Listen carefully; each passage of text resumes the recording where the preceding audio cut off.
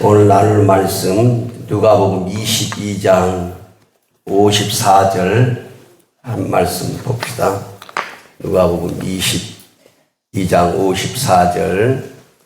자, 성경을 보시고 앞에 화면도 보시고 누가복음 22장 54절 시작. 예수를 잡아 끌고 대제사장의 집으로 들어갈새 베드로가 멀찍이 따라가니라. 아멘. 다시 한번 읽어볼까요? 예수를 잡아 끌고 대제사장의 집으로 들어갈새 베드로가 멀찍이 따라가니라. 아멘. 제목 한번 같이 읽어볼까요? 지금까지 주님을 어떻게 따르고 있는가? 천국에 들어가는 시작. 원래 천국은 사람이 가고 지옥은 마귀를 보내는 곳이었습니다. 마귀의 유혹으로 죄를 지은 사람은 지옥으로 갑니다. 사람이 죽는 날 영혼은 이사를 갑니다. 천국과 지옥 중 어디로 가고 싶습니까? 나의 죄를 대신하여 죽으시고 살아나신 예수님을 믿으면 천국에 갑니다. 하나님, 나의 죄를 용서해 주소서. 나의 죄를 대신하여 십자가에 못 박혀 죽으시고 부활하신 예수님을 나의 구주, 나의 하나님으로 영접합니다. 예수님의 이름으로 기도합니다. 아멘. 우리 성도들의 믿음이, 지금 현재 그 믿음이 여러분의 죽음을 책임질 수 있어야 됩니다. 우리의 그 현재 믿음이 내 영혼의 미래를 책임을 져요. 우리의 믿음의 그 영적인 믿음의 현 주소가 내가 죽어서 어디로 갈지 결정을 짓습니다. 그래서 우리가 믿는다, 예수님을 믿는다라고 했을 때 우리가 내 영혼의 마지막을 생각하면서 믿어야 됩니다. 내가 어디에 있을지를 생각해 가면서 우리가 예수님을 믿어야 되고 예수님을 따라가야 돼요. 그래서 보이지 않는 저 세상에 대한 그 축복은 오늘 내가 어떤 자세와 태도로 주님을 따라가느냐, 거기에 이제 결정이 되는 거니까 우리 성도들 깨어서 신실하고 진실된 믿음으로 살아갈 수 있기를 축복합니다. 자, 오늘 말씀에 보게 되면 예수님이 지금 잡혀가지고 마치 죄수처럼 끌려가는 거예요. 끌려가는데, 끌려서 대제사장의 집으로 끌려 들어가는데 예수님의 12제자 가운데 다른 제자들은 다 도망가 버리고 베드로만 지금 멀찍이 떨어져 가지고 예수님을 따라가는 그런 내용이에요. 벌써 우리가 12월 달인데 우리가 이제 한 해를 마무리해야 되는 이 12월이 다가왔잖아요. 오늘 11월 마지막 주일이고, 우리가 지금까지 한 해를 살아갈 때 우리가 어떤 자세로 또 어떤 믿음으로 우리가 예수님을 따라왔는지 또 따라가고 있는지 한번 점검해 볼 필요가 있습니다. 멀찍이 따라갔다라는 단어가 있어요. 멀찍이. 이 멀찍이, 그 말은 뭐냐면 말 그대로 길다는 길어. 거리가 긴, 또 거리가 먼, 그리고 멀리 떨어진 그 말이에요. 그러니까 베드로가 예수님 따라가는데 멀리 떨어져서 그 말을 멀찍이 이렇게 표현해놨어요. 멀찍이. 우리 안성진 집사님은 말씀 미리미리 띄우면 안 돼요. 다시 처음 돌아가요. 설교하기 전에 다 미리 띄워주면 안 되죠.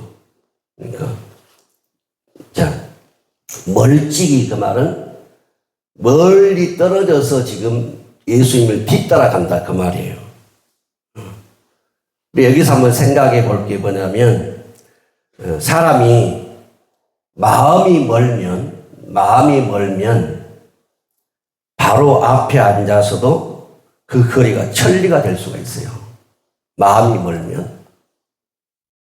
친구하고 차 한 잔을 마셔도 마음이 멀면 그 친구와 거리가 천리가 될 수가 있고, 부부간에 마주보고 식사를 해도 마음이 멀면 그 거리가 천리가 될 수가 있습니다.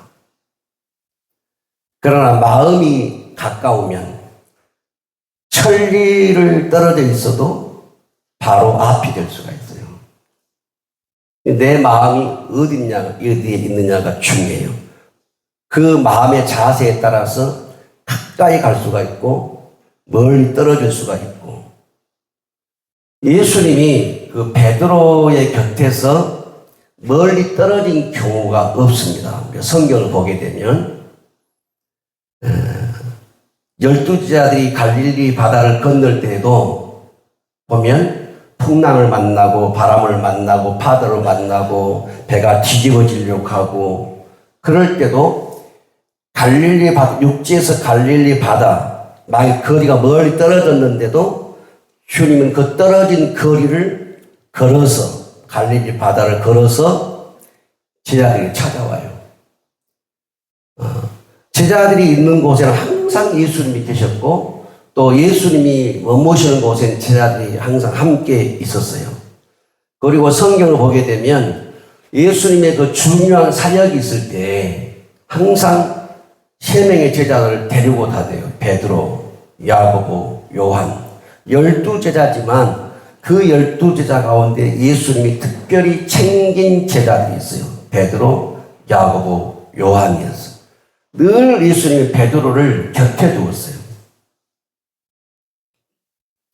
그런데 지금 본문에 보게 되면 예수님이 잡혀서 대제사장 집으로 끌려갈 때 베드로가 멀찍이 떨어져서 뒤따라가는 거예요.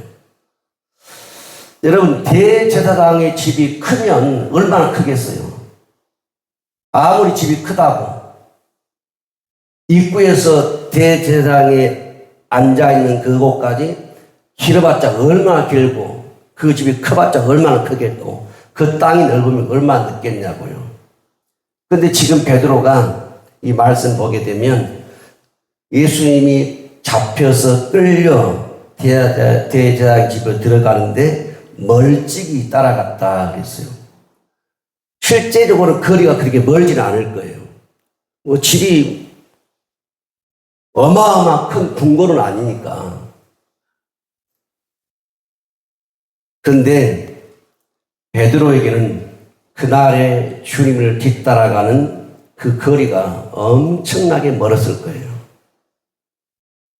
마음도 멀고 몸도 멀고. 왜 그랬을까요? 베드로는 새벽녘에 예수님이 잡혔을 때 자신들의 생명도 위험하다는 것을 깨달았어요. 예수님 때문에 나도 죽겠구나. 예수님 때문에 12제자가 다 죽겠구나. 뭐 가룟 요단 이미 팔아먹었으니까 예수님을. 11제자가 예수님 때문에 다 죽겠구나. 그래서 다 도망가 버리고, 그나마 베드로는 지금 따라가는데 멀찍이 따라가는 거예요. 그럴 때 3년 동안을 주님을 따를 때 그 시간 상황들이 머리에 스쳤을 것이고, 그 마음이 주님께 멀리 떨어져 있고 불과 거리는 얼마 되지 않을 것인데 너무나 멀리 떨어져 있는 거예요. 나한테 죽음이 찾아오니까, 내 생명의 위험이 다가오니까 도망갈 자는 도망가고 따라가는데 멀리 따라가는 거예요. 좋았을 때는 항상 곁에 같이 동행하고 따라다니는데 주님에게 위기가 오고 또 내 생명의 위기가 오니까 멀리 따라가는 거예요. 자, 마태복음 26장 33절을 볼까요? 시작. 베드로가 대답하여 이르되 모두 주를 버릴지라도 나는 결코 버리지 않겠나이다. 예수님이 잡히시기 전에 베드로가 하는 말이에요. 모두 주를 버릴지라도, 그러니까 다른 제자들이 다 주님 버릴지라도 나는 결코 주님 안 버린다는 거예요. 그러니까 지금 멀찍이 따라가는 것, 다 도망가 버렸잖아요. 혼자 멀찍이 따라가는 것. 그나마 베드로가 그래 나는 그래도 주님을 뒤따라간다 라고 생각할 수 있을지 모르지만 그게 아니라는 거예요. 베드로는 장담했어요. 다른 제자가 다 주님 버려도 나는 결코 주님 버리지 않습니다. 그런데 지금 하는 행동은 주님을 버리지 않는 행동이 아니라는 말이에요. 따라가긴 따라가지만 멀리 따라가는 거예요. 한 번도 그런 적이 없었는데 내 목숨이 위태로우니까 내가 죽음에 다가오니까 멀찍이 떨어져 따라가는 거예요. 그러니까 마태복음 26장 33절에 나는 결코 버리지 않겠습니다. 그 말을 그 스스로가 뒤집어 엎어버리는 거죠. 그 다음에 26장 35절 볼까요? 시작. 베드로가 이르되 내가 주와 함께 죽을지언정 주를 부인하지 않겠나이다 하고 모든 제자도 그와 같이 말하니라. 지금 베드로가 다시 또 반복해서 예수님께 말씀해요. 내가 주와 함께 죽을지언정 주를 부인하지 않겠습니다. 그런데 우리가 성경을 보게 되면 예수님을 베드로가 3번 부인해요. 주님과 함께 죽겠다고 했는데 진짜 죽음이 다가오니까 주님을 3번 부인합니다. 그리고 마태복음 26장 35절은 자기가 고백해놓고 자기가 뒤집어 엎어버리는 거예요. 뿐만 아니라 거기에 있던 모든 제자들도 똑같이 말했어요. 우리가 주와 함께 죽을지언정 주님 부인하지 않겠습니다. 다 똑같이 이구동성으로. 그런데 다 도망가 버렸어요. 그리고 그러니까 그들의 고백을 그들 스스로가 뒤집어 엎어버린 거예요. 이유가 뭡니까? 도망가 버리고 멀찍이 따라간 이유가 뭐냐면 내가 죽게 생겼기 때문이에요. 내 생명이 위태하기 때문에.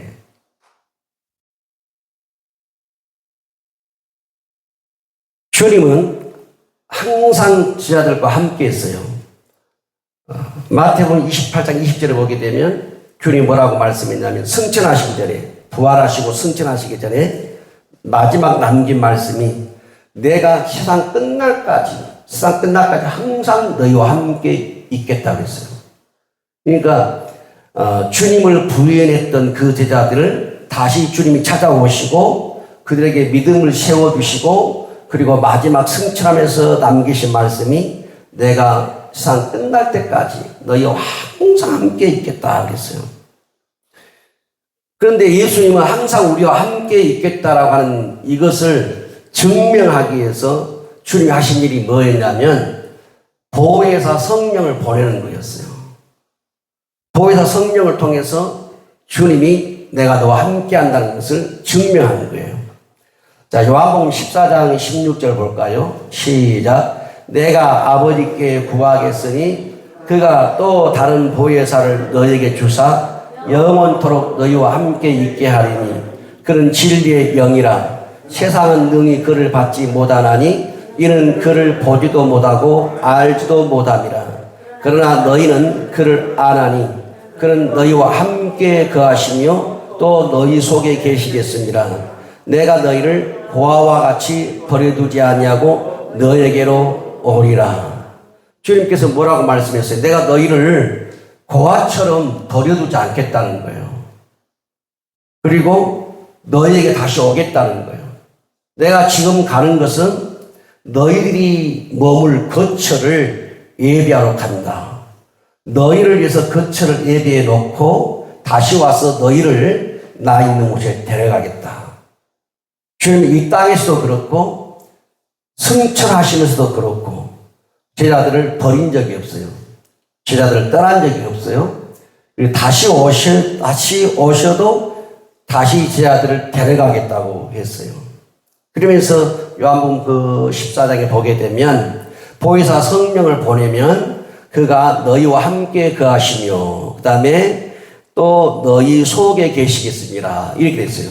자, 보혜사 성령을 보내가지고 너희와 함께 너희 속에, 그 말씀 뭐냐면 오늘 우리 성도들 속에 누가 계신다는 거예요? 성령이 계신다는 거예요. 그러면 성령이 누구냐? 성령이, 자, 로마서 8장 9절 볼까요? 시작. 만일 너희 속에 하나님의 영이 거하시면 너희가 육신에 있지 아니하고 영에 있나니 누구든지 그리스도의 영이 없으면 그리스도의 사람이 아니라. 자, 너희 속에 누구 영이 거하시는 그랬어요? 하나님의 영. 그 다음에 그 밑에 보니까 누구든지 누구의 영이에요? 그리스도의 영. 자, 그러니까 너희 속에 하나님의 영, 다른 말로 그리스도의 영, 그것은 뭐냐면 성령을 말해요. 그러니까 여러분 안에 계신 성령님은 누구의 영이에요? 하나님의 영이고 또 그리스도의 영이에요. 그러니까 성부 하나님의 영이, 성자 예수 그리스도의 영이, 성령은 성부의 영, 성자의 영. 그러니까 여러분 안에 계신 성령님은 성부와 성자가 성령으로 여러분 안에 계신다는 말이에요. 그러면 다시 말씀드리면 우리 성도들 안에 누가 계시냐? 하나님이 계신 거예요. 달리 말하면 주님이 계신다는 말이에요. 그러니까 성령의 증거, 성령 우리 안에 계신 그 증거는 예수님이 내가 너희를 고아처럼 버려두지 않겠다 하는 것을 보여주는 것이 바로 성령의 역사예요. 그래서 이제 사도 바울이 고린도전서 2장이나 12장에 보게 되면 성령의 나타남을 이야기해요. 나타남. 성령이 어떻게 나타나냐? 내 안에 계신 성령이, 여러분 속에 계신 성령이 어떻게 나타나냐? 하나는 초자연적인 능력을 통해서 나타나요. 그래서 하나님이 쓰시는 그 사람들을 통해서 예를 들면 죽은 자를 살리고 병든 자를 고치고 귀신을 쫓아내고 나병 환자를 깨끗하게 하고, 그 초자연적 능력을 통해서 저 사람 속에는 하나님의 성령이 계시구나 하고 성령이 계신 것을 초자연적 능력으로 나타낸다는 말이에요. 두 번째 고린도 12장에 보게 되면 성령의 나타남이 있는데 보니까 9가지 은사, 믿음의 은사, 능력의 은사, 영들 분별의 은사, 지식의 말씀의 은사, 지혜의 말씀의 은사, 또 병 고치는 은사고, 그 다음에 방언의 은사, 방언 통변의 은사, 애언의 은사, 이런 9가지 은사들이 고린도 12장에 나오는데 그 은사들이 성도들의 몸을 통해서 나타난다는 말이에요. 그걸 보고 저 사람 속에 누가 계신다는 거예요? 성령님이 계신다. 달리 말하면 하나님 계신다는 거예요. 그래서 우리가 성경을 잘 읽어보게 되면 오순절 날 성령이 임하니까 어떻게 했어요? 그들이 방언을 말하고, 고넬료의 가정에 베드로가 하나님 말씀을 전할 때 그들이 방언을 말하고, 에베소 교회 12명의 신자가 바울이 가서 말씀을 전하고 안수할 때 성령님에서 방언을 말하고 애언을 말하고, 그게 뭐예요? 성령의 나타남이에요. 다시 말하면 은사가 성도들을 통해서 드러나는 것을 보면 저 사람 속에 성령이 계시구나, 그걸 알 수 있다는 거예요. 그래서 우리 성도들이 방언으로 기도하면 그 속에 성령님이 계시구나 하는 것을, 그걸 보고 알 수가 있다는 거예요. 성령님이 영의 영이기 때문에 우리 속에 들어올 수가 있고, 또 자신이 영인데 그 영을 드러내는 것들이 바로 나타내는 은사, 초자연적 능력이다 그 말이에요. 또 그런가 하면 성령의 나타남이 강한 사람들을 보게 되면 예배 중에도 춤을 추기도 하고 손을 흔들어 경배하기도 하고 그런 일이 벌어지기도 해요. 그러나 그런 현상들을 통해서 저 사람 속에 지금 성령이 계시구나 하고 그걸 알 수가 있는 거예요. 그래서 주님은 제자들을 떠난 적이 없습니다. 보혜사 성령을 보내서 너희 속에 너희와 함께 거하심으로 주님은 내가 너희를 버리지 않았다. 너희와 함께 한다. 너희를 고아처럼 버리지 않았다. 그래서 여러분들이 방언을 못 해도 괜찮아요. 그런데 방언을 할 줄 아는 사람들은 방언을 통해서 더 확실하게 성령님이 내 안에 계시는 것을 보여줄 수가 있는 거예요. 방언을 못해도 여러분 하나님의 자녀예요.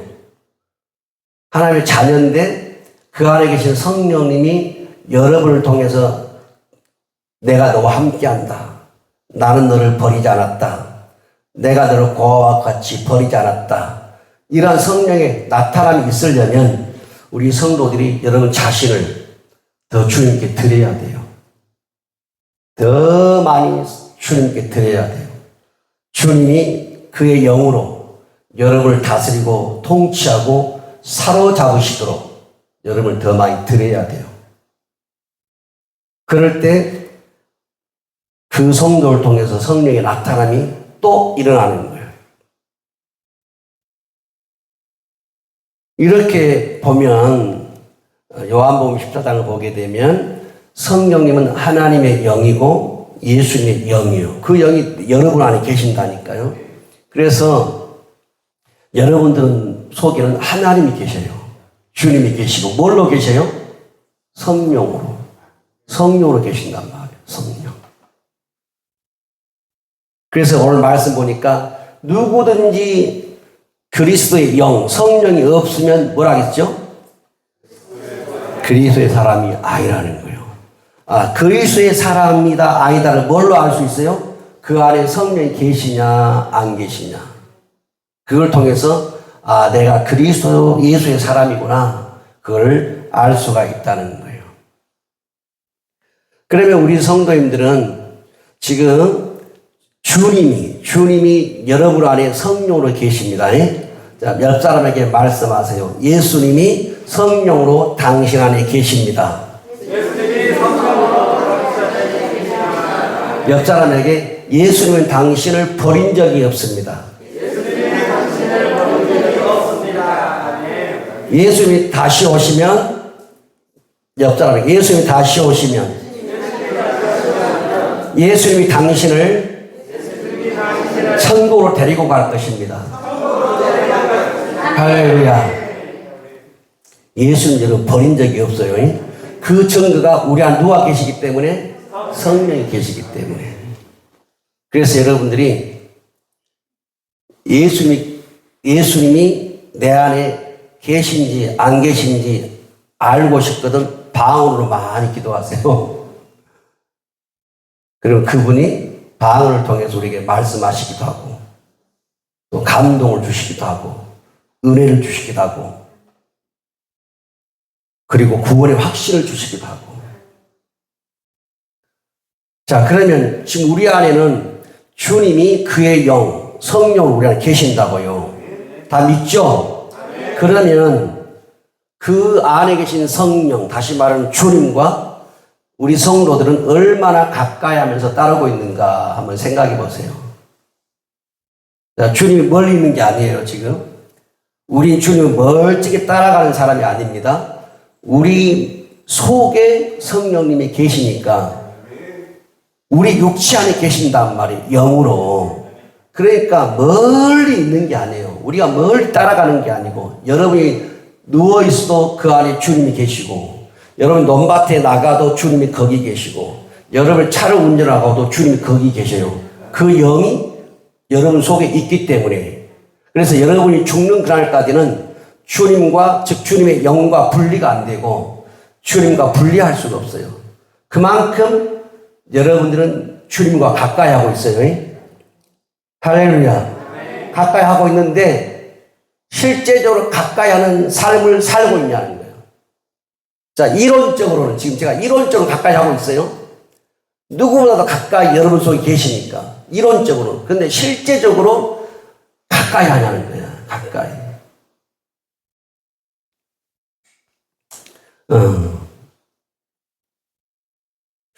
이렇게 그 성도들의 신앙을 또 목회하면서 보니까 이런 경우가 있어요. 예수님을 가까이 하면, 예수님을 가까이 하는 것이 교회를 가까이 하는 것과 맞물려 돌아갈 수가 있어요. 교회는 주님의 몸이거든요. 그러니까 내가 주님을 가까이 한다는 것은 교회를 그만큼 가까이 한다는 것과 똑같이 성립이 돼요. 그런데 보게 되면 내가 주님을 가까이 하는 것 때문에, 즉 다시 말해서 내가 교회를 자주 출입하고 예배를 드리고 주님을 섬기는 것 때문에 세상 사람들과 관계가 멀어질까 봐, 세상 사람과의 관계가 멀어질고 친구와의 관계가 멀어질까 봐 교회에 나오는 것을 거리를 좁히지 못하고 주님께 나가는데 거리를 좁히지 못해요. 요 관계가 멀어질까 봐서. 또 하나는 예수님을 가까이 하는 것 때문에 내가 좋아하는 취미가 있어요. 그 취미. 이 취미를 놓고 버리는 것이 두려워서 주님을 가까이 못하는 경우가 있어요. 여러분, 12제자들 주님이 부를 때에 보면 그 제자들이 예수님 나를 따라오너라 했을 때 주님과 가까이 하기 위해서 제자들이 하는 게 뭐였습니까?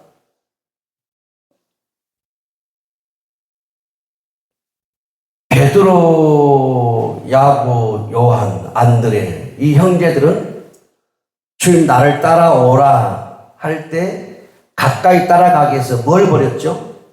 배도 버리고 그물도 버리고 부침도 버려두고 따라갔습니다. 그들에게 여러분의 신앙의 어떤 수준에 따라 이해가 안 되겠지만 그 제자들은 주님이 따라오라 할 때 먹고 살아가야 되고 우리 가족을 먹고 살릴 수밖에 없는 그 배, 그물, 심지어 육정, 부침까지 버려두고 주님을 따라갔어요. 그걸 버려두지 않으면 주님께 가까이 갈 수 없기 때문에. 그런데 제가 목회하면서 보면 내가 좋아하는 어떤 취미나 습관, 그것 때문에 이것을 내가 교회를 가까이 하고 주님을 가까이 하는 것 때문에 요걸 잃을까 봐서 두려워하여 놓지 못하는 경우가 있어요. 이것들이 주님보다 더 가까이. 그런데 우리가 신앙생활 할 때 이걸 놓지 않으면 주님께 가까이 갈 수가 없어요. 여러분들이 주님 앞에 엎드려서 하루에 한 3시간씩만 기도해 보세요. 그러면 주님이 이거 끊어라, 저거 끊어라, 이거 버려라, 저거 버려라 그러거든요.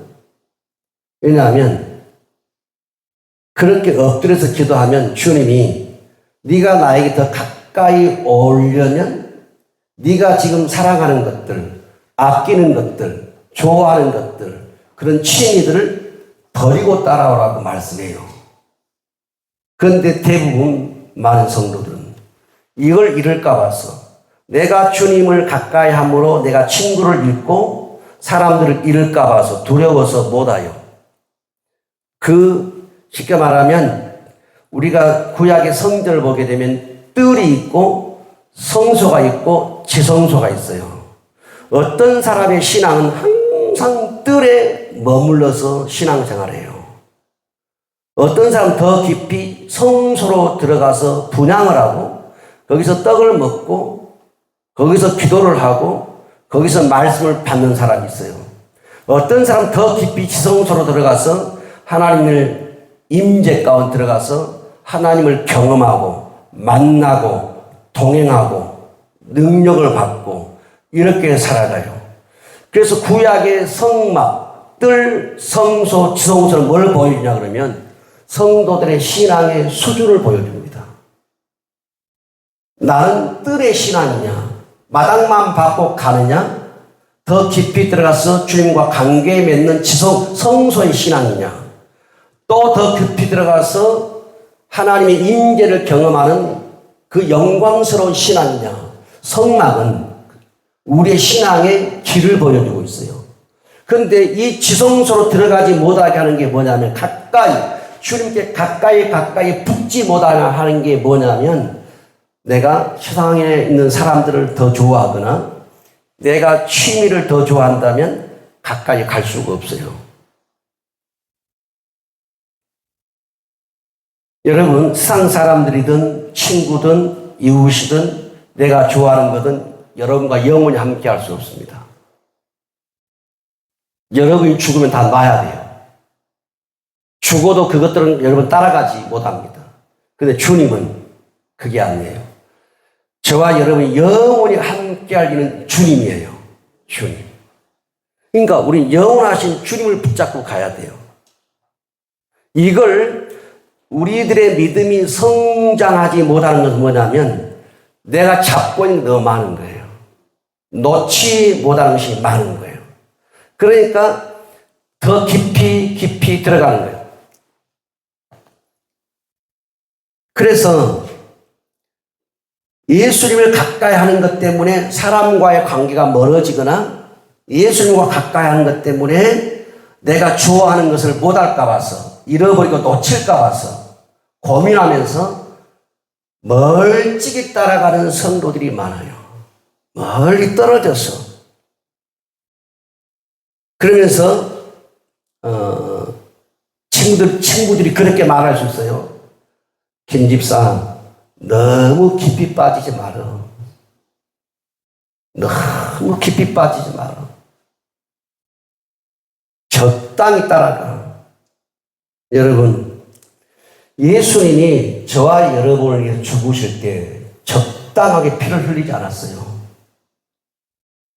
십자가에 대충 못 박이지 않았다고 말해요. 예수님은 물과 피를 다 쏟아버렸고 완전히 십자가에 죽어버렸어요. 주님이 우리가 은혜를 주실 때 적당히 주지 않아요. 그런데 자네가 적당히 다 내야 이것도 할 수가 있고 저것도 할 수가 있고 적당히라니까. 적당히. 너무 깊이 빠지지 말라는 거예요. 여러분, 깊이 빠지지 않으면 깊은 그 속에서 나오는 은혜를 누릴 수가 없어요. 여러분, 또랑물하고 깊은 바닷물하고 차원이 다르거든요. 우리가 하나님의 놀라운 은혜와 영광을 경험하려면 깊이 빠져야 돼요. 깊이 들어가야 돼요. 그래야 다른 사람이 보지 못하는 것, 다른 사람이 듣지 못하는 것, 다른 사람이 맛보지 못하는 것, 다른 사람이 느끼지 못하는 것을 느낄 수가 있어요. 그 내가 적당히 멀찍이 거리를 뛰고 항상 주님을 따라가면 그 놀라운 은혜를 죽는 그날까지 누리지 못하는 거예요. 먹어볼 수도 없고 마셔볼 수도 없는 거예요. 기억하십시오. 우리 주님은 여러분을 위해서 적당히 안 죽었습니다. 대충 안 죽었어요. 우리 주님 완전히 죽었어요. 완전히. 그리고 사흘 만에 부활했어요. 그래서 여러분의 신앙이 더 성숙하게 해서는 뭐냐면 주님 때문에 이걸 잃을까봐, 주님을 때문에 요걸 내가 못할까봐. 근데 그 영원한 것 아니잖아요. 그게 내 영혼 책임지지 않잖아요. 그것이 나를 영원한 천국으로 인도하는 거 아니잖아요. 근데 거기에 매여서 벌벌 떠는 거예요. 놓을 수가 없는 거예요. 가지를 못하는 거예요. 주님께서 마가복음 7장 6절에 뭐라고 말씀했냐면 이 백성이 입술로는 나를 공경하는데 마음은 내게서 멀도다 그랬어요. 이 백성이 입술로 나를 공경한다는 거예요. 입술로는 주여, 주여, 주여, 주여, 주여. 그러니까 이 사람의 말을 들으면 대단한 거예요. 날마다 입만 열면 주여, 주여. 뭐 할 때마다 주여, 주여, 주여. 그러니까 남이 볼 때는 엄청난 큰 믿음을 가진 것처럼 보여요. 경건한, 대단한 경건한 믿음을 가진 것처럼 보여요. 그 주님 뭐냐면, 마음이 내게서 멀다는 거예요. 여러분, 이분, 신앙은 입으로 말하는 게 아닙니다. 신앙은 마음으로 보여주는 거예요. 마음이 주님께 있으면 몸이 마음에 반응하게 있단 말이에요. 여러분의 마음이 주님께 있으면 몸은 마음에 움직이게 돼 있다고. 행동은. 입으로 주여 주여 하는 것은 마음이 안 움직이는 거예요. 행동이 안 움직이고 입만 하는 거니까. 입만 살아있으니까. 그러니까 예수님을 주여 주여 자주 말하는 사람들이 보면 그렇지 않은 사람이 볼 때 우리 집사 믿음 좋다. 대단하다. 나는 저렇게 하지도 못하는데. 그런데 마음이 없다. 마음이 움직이지 않는다. 행동이 움직이지 않는다. 그것은 입으로만 지금 사랑하는 거예요. 입으로만. 입술로만 공경하고 마음은 내게서 멀다. 이게 마가복음 7장 6절에 주님이 하시는 말씀이에요. 구약의 이사야서에서 나오는 말씀을 예수님이 가지고 온 거예요. 이스라엘 백성들이 하나님 앞에 송아지를 드립니다. 양을 드립니다. 곡식을 드립니다. 매일매일 도축을 하고 피를 흘리고 제사를 드립니다. 하나님이 뭐냐면 마음이 멀다는 거예요. 마음이. 아까 말씀드렸죠. 마음이 멀면 바로 주님이 앞에 앉아 있어도 주님과 거리가 천리가 되는 거예요. 마음이 멀면. 그러나 마음이 가까우면 주님과 천리를 떨어져 있어도 바로 그 앞에 주님이 계신 거예요. 마음이 움직여야 돼요. 마음이.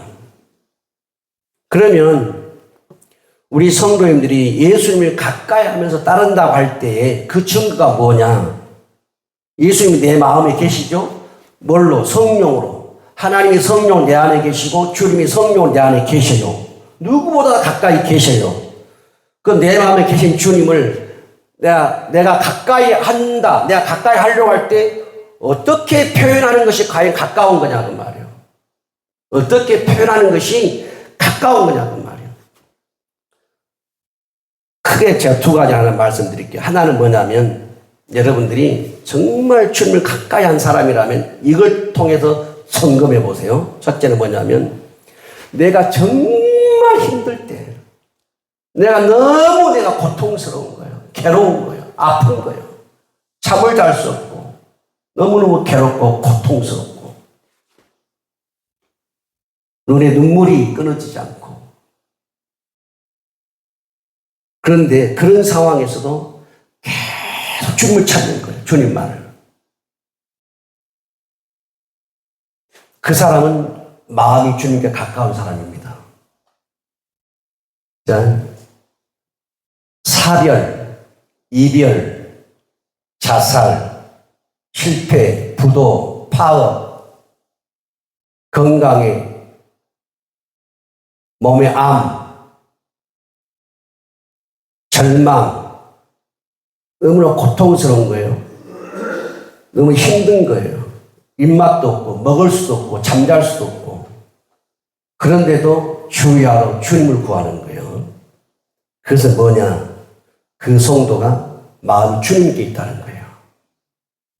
그런데 마음이 주님께 있지 않으면요, 그 절망과 좌절 때문에 짓밟혀가지고 주님을 안 찾는 거예요.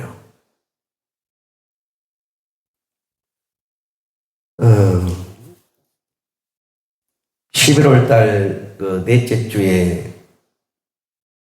우리 교회 오셔가지고 저희 사역을 돕는 그 목사님 한 분이 제가 간증을 시켰는데, 저하고 아는 지는 이제 꽤 됐죠. 제가 우리 교회 사역하면서 그분이 와가지고 은혜를 받고 또 저희 사역을 돕는데, 그분이 처음 그 간증 때 제가 처음 들은 거예요. 몇 년 듣지 못하고 처음 들었는데, 그 간증 속에 들어보니까 사모님도 암이 되어서 유방을 제거를 하고, 자신도 전립선 그래서 기저귀를 차고 와서 사역을 섬기더라고. 난 몰랐어요. 몇 년 지나도. 기저귀를 차고 와서 여기서 사역을 섬기는 거예요. 그러니까 전립선 수술하게 되면 이게 생식기가 통제가 안 된가 봐. 절제가. 그러니까 오줌을 싸버리는 거예요. 길을 걸어가다가도, 밥을 먹다가도. 제가 수년을 우리 교회에서 그분이 와서 섬겨줬는데 전혀 제가 몰랐던 거예요. 말하지 않으니까. 그러니까 여기 사역하면서 심지어 그러면 오줌을 싸면서까지 사역을 도왔다는 거예요. 그런데 그것을 한 번도 지금까지 저한테 내색한 적이 없어요. 그리고 간증을 잠깐 들어봤더니 천국에 대한 소망, 죽으면 천국 가니까 죽는 게 중요한 게 아니고 천국 가는 게 더 중요한 거예요. 자, 아내가 암으로, 자신도 암으로. 그랬을 때 엄청나게 그건 충격이죠. 네. 그럴 때도 여러분, 그럴 때도 주야로 주님을 구하는 사람이라면 그 사람의 마음이 주님께 가까운 겁니다. 그런데 그렇지 않으면 예수님보다 문제가 더 커버리잖아요. 그러면 그 문제에 내가 딱 밟혀버리기 때문에 주님을 찾을 수가 없는 거예요. 그래서 계속 근심하고 슬퍼하고 우울하고 소망을 잃어버리고, 그게 뭐냐면 그 문제에 내가 지금 밟혀버렸다는 말이에요. 짓눌려버렸다는 거예요. 그럼 이렇게 되면 주님에게서 뭐예요? 멀어질 수밖에 없어요. 거리가. 입으로는 가까운데 마음이 머니까 결국 나중에 뭐냐면 몸도 멀어져서 교회를 떠나는 거예요. 여러분, 욥은 사탄이, 원수마귀, 이것이 욥을 하나님께서 떼어내려고 하는 것이 목적이었어요. 하나님을 저주하고 떼어내버리려고. 그래서 하나님께 사탄이 도전하잖아요. 욥의 입에서 어떻게 하는지 하나님을 부인하게 만들어야 되니까. 그래서 하나님께 허락을 받고 첫 번째 사탄이 욥의 가정의 모든 재산들을 다 불태워버리는 거예요. 그러면 하나님을 원망하고 저주하고 하나님께 떠날 줄 알고, 근데 욥이 전 재산이 다 불타버려도, 수십억 재산이 불타버려도 욥이 끄떡이 없는 거예요. 믿음이. 두 번째는 10명의 자녀를 다 쳐 죽인 거예요. 사탄이. 10명의 자녀가 다 죽었다니까요. 그런데 욥이 믿음이 끄떡이 없어요. 세 번째는 욥의 몸을 쳐버린 거예요. 욥의 몸을 쳐가지고 머리 발까지 욕창이 생기고 악창이 생기게 하고 기압조각으로 뜩뜩 긁어서 피가 나야 시원해지고 그렇게 만들잖아요. 근데 욥은 뭐냐면 하나님께 엎드려 예배했다는 거예요. 성경에 보니까. 입으로 주님을 원망하지 않고 예배했다는 거예요. 뭔 말이냐면 부모에게 자식보다 큰 것이 어디 있어? 그렇죠? 부모에게 자식보다 더 중요한 게 어디냐고 말이에요. 생명을 낳은 자식에게. 그리고 그 부모에게 지금까지 일궈는 소유, 재산이 그것처럼 중요한 것이 어디 있고, 또 내 몸처럼 중요한 것이 있어요. 내 몸. 이게 사람이 주님을 떠난 단계가 있어요. 사업이 망해버리든지, 자식이 죽든지, 내 몸이 망가지든지, 단계예요, 단계. 요 단계를 거치면 주님을 떠나는 거예요. 근데 욥은 뭐냐면 엎드려 경배하는 거예요. 예배했다고 그랬어요. 욥기서에. 그리고 원망하지 않았어요. 주님을 찬양했어요. 이게 뭐냐면 마음이 주님께 가깝기 때문에 그래요. 어떤 부모가 10자녀가 죽은데 멀쩡한 부모가 누가 있어요? 미쳐버리죠. 미치지 않는 게 다행이죠. 그런데 어떻게 예배할 수 있어요? 기도할 수 있어요? 욥이 마음으로 주님과 너무 가까운 거예요. 그러니까 이걸 이겨내는 거예요. 그래서 여러분들이 내가 정말 주님 가까이 한다라고 했을 때 그 검증하는 방법이 첫 번째가 뭐냐면, 정말 내가 감당 안 되는 아픔이나 고통이나 슬픔이 나를 찾아왔을 때 끊임없이 주님을 내가 구하고 있다면 그 사람의 마음은 주님을 가까운 겁니다. 그래서 주님을 구하는 거예요. 계속 울면서도 주님을 구하고 고통스러우면서 주님을 구하는 거예요. 그것은 뭐냐면 그 마음 속에 주님이 계시고 주님이 내 자식보다 가깝고 주님이 내 소유보다 가깝고 주님이 병든 내 몸보다 가깝다는 거예요. 그러니까 이런 성도들은 주야로 주님을 구하는 거예요. 그렇다면 여러분이 여러분 주님께 가까운 사람입니다. 두 번째는 우리가 일상생활 속에서 주님을 가까이 하는 증거가 있어요. 하나는 뭐냐면 예수님이 하신 말씀을 주야로 읽고 묵상하는가 하는 거예요. 우리 주님 볼 수가 없잖아요. 우리 안에 그 영으로 계시지만 볼 수 없지만 주님의 음성을 들을 수가 있어요. 뭘로? 성경으로. 성경 주 하나님의 말씀이에요. 여러분의 마음이 주님께 가깝다면 이 말씀을 주야로 묵상하는 거예요. 한 구절을 가지고 와도 묵상할 수 있잖아요. 내가 10장 읽을 수가 있잖아요. 20장 읽을 수가 있잖아요. 그러나 한 구절을 내 머릿속에 입력시키고 그 말씀이 내게 능력이 될 때까지 계속 읊조리고 여러분의 시선이 말씀에 떠나지 않는다면 곧 누구한테 떠나지 않는 거예요? 주님에게 떠나지 않는 거예요. 여러분이 말씀을 많이 보고 있다면 뭐예요? 내 마음이 주님과 가깝다는 거예요. 두 번째는 예수님의 몸인 주님의 성전을 자주 찾아서 주님을 내가 구하고 있는가 하는 거예요. 여러분 교회는 에베소서에 보니까 주님의 몸이라고 그랬습니다. 그리고 저와 여러분은 주님의 지체라고 했어요. 지체는 몸을 찾아야 돼요. 지체는 몸에 붙어 있어야 돼요. 여러분이 주님의 지체라면 몸인 주의 성전을 주야로 찾아야 돼요. 이 성전을 찾아서 여기서 주님을 찾고 주님을 묵상하고 주님을 구하고 그게 돼야 돼요. 여러분은 집에 들어가지 말하기도 집에 들어갑니다. 알아서 들어가요. 알아서. 그러잖아요. 알아서 집에 들어간다니까요. 밤에 집에 들어가고 아침에 나오고 일터에 나오다 들어가고 알아서 들어간다고. 근데 여러분 교회는 주님의 몸이라고요. 여러분의 몸이라는 말이에요. 그 몸된 성전에 내가 나와서 주님과 동행하고 주님을 구하냐는 거예요. 그렇다면 그 사람은 주님과 가까운 거예요. 세 번째는 늘 주님께 여러분의 문제를 맡기냐고 말이에요. 여러분이 가지고 있는 당면한 문제를 내가 주님께 맡기고 있느냐 아니면 그 문제를 내가 해결하려고 하느냐. 그 맡기는 것을 보게 되면 얼마나 가까이 있는지 멀리 있는지 알 수가 있어요. 맡기는 것은 가까이 있기 때문에 맡기는 거예요. 주님을 신뢰하기 때문에 맡기는 거예요. 네 번째는 주님께서 베푸신 구원의 은혜를 늘 찬송하는가. 죄에서 구원받은 내 영혼, 나를 천국 가게 하지 않도록 구원해 주신 그 은혜를 내가 입에서 찬송하고 있는가. 찬송을 부르고 있는가. 우리 성도들이 하루에 한 곡이라도 찬송을 하세요. 하루에 한 곡이라도 찬송을. 여러분이 주님을 찬송하는 것은 주님께 가깝다는 증거예요. 가까워요.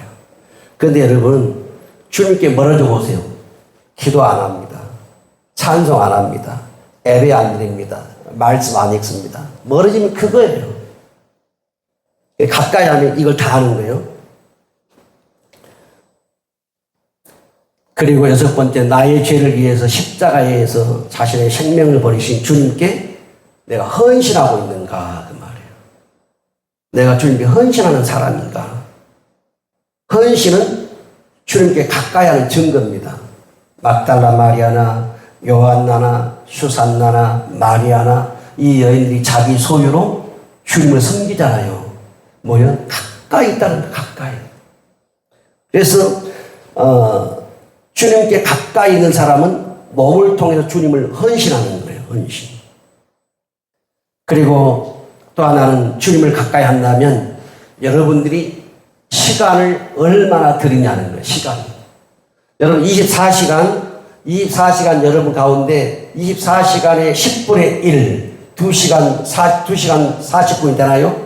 10분의 1을 드리는지. 자, 10분의 1도 많다. 그러면 여러분 다 1시간이라도 드리는지. 제일 좋은 방법이 여러분이 새벽에 나오는 거예요. 그렇지 않으면 밤에 나오는 거예요. 24시간에 10분의 1을 나아가 주님께 드리고 있는지. 그러니까 하루에 3시간을 기도한다면 10분의 1을 주님께 드리고 있는 거예요. 만 24시간을 주님이 내게 주셨어요. 그 24시간 가운데 내가 시간을 얼마나 주님께 드리고 있는지.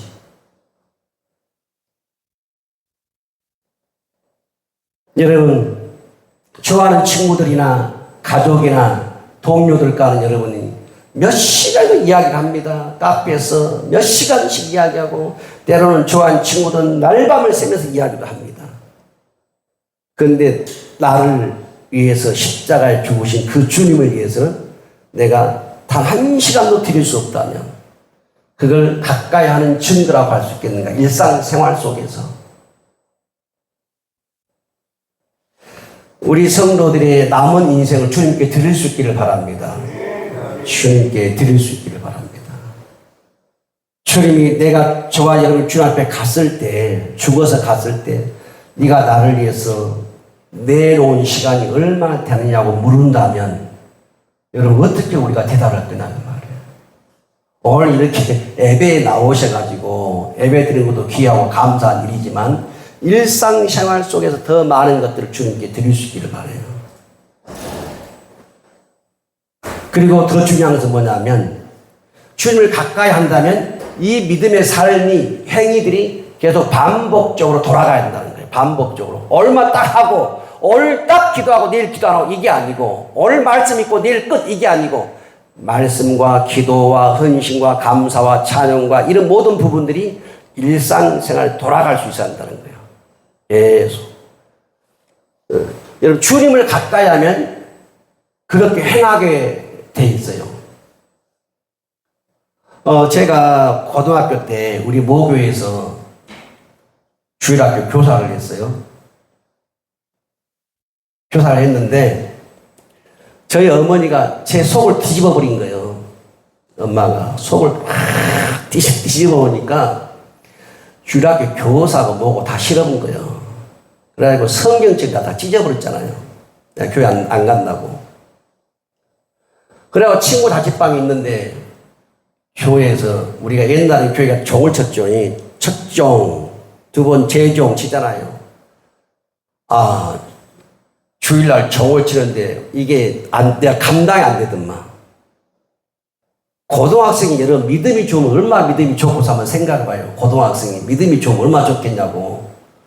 그런데 내가 교회 안 다니고 성경 다 찢어버렸는데 종을 치니까 견딜 수가 없는 거예요. 마음의 답답함이. 그래가지고 교회를 갔잖아요. 가서 또 애들 가르치고. 뭐냐면 이걸 찢어버리고 내가 두고다시 교회 안 가겠다 했을 때는 마음이 구말리 멀어졌는데 종소리를 들으니까 안 되겠구나. 또 교회를 가서 가르치는 것은 뭐냐면 믿음이 없었는데도 그래도 마음에 주님이 있기 때문에 가는 거 아니냐 그 말이 가까이.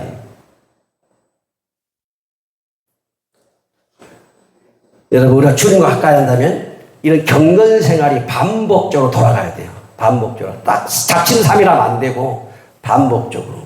자, 시편 73편 28절 시작. 하나님께 가까이 함이 내게 복이라. 뭐라고요? 한번 옆 사람에게 말씀하세요. 하나님께 가까이 함이 복입니다.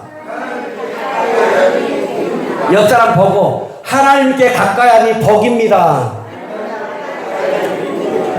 하나님 가까이 게 복이에요. 그 다음에 또 요한복음 15장 7절 요한복음 시작. 너희가 내 안에 거하고 내 말이 너희 안에 거하면 무엇이든지 원하는 대로 구하라. 그리하면 이루리라. 언제 이루어진다는 거예요?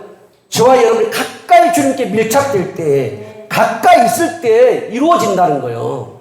그러니까 주님께 가까이 있는 것이 얼마나 좋냐고요. 여러분 제자들이 밤새도록 바다에 갈릴리 바다에 그물을 던졌어요. 날이 새도록 한 마리 고기도 못 잡은 거예요. 주님 오셨어요. 얘들아 고기가 있느냐? 없습니다. 밤새도록 그물을 던졌는데 한 마리 잡지 못했습니다. 얘들아, 그물을 바다 깊은 데 가서 던져라 그런 거예요. 던졌더니 어떤 일이 벌어져 그물이 찢어질 만큼 고기가 잡혀버린 거예요. 깊은 데 은혜가 있단 말이에요. 여러분, 가까이 가야 은혜가 있다니까요. 주님에게서 거리 떨어지면 주님의 은혜를 내가 받을 수가 없어요.